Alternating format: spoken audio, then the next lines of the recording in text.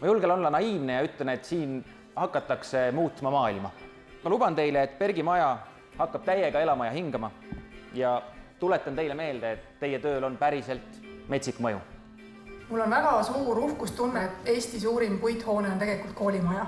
Ka Bergi sisu sümboliseerib jätkusuutlikkust ja võimet kesta.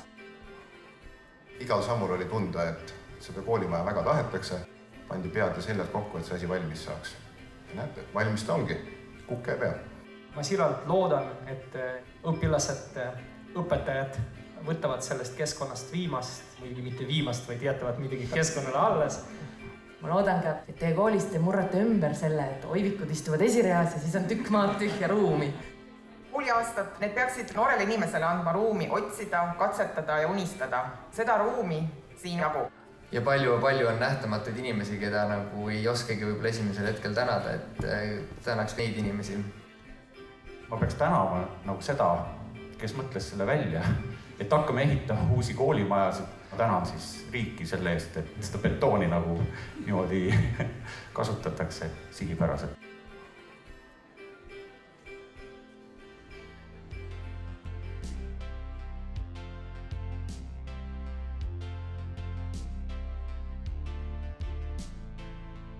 Kuulge, hakkame peale.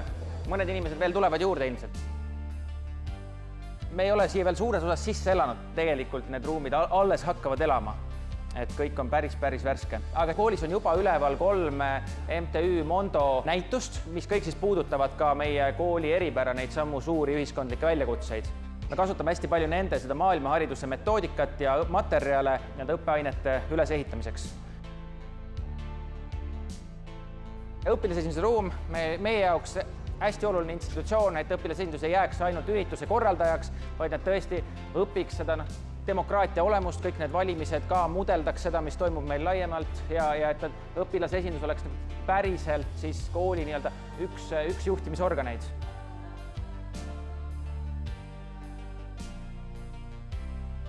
Siin on ilmselgelt viidatud installatsioonile palvele siis tehnoloogia suunas, nii et eks see on dilemma, millega me koolis tõesti tegeleme, et kuidas leida tasakaalu selles maailmas, kus ühelt poolt peaks enda vaimu ja keha eest hoolitsema, aga teiselt poolt võitlus toimub Silicon Valley miljardiettevõtetega, kes suudavad palgata parimaid psühholooge, teadlasi, muusikuid, disainereid, programmeerijaid selleks, et meie tähelepanu saada endale.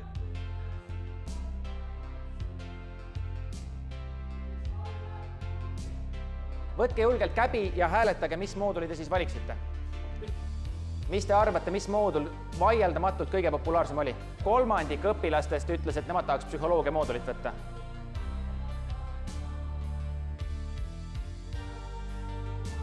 Oli meeldiv?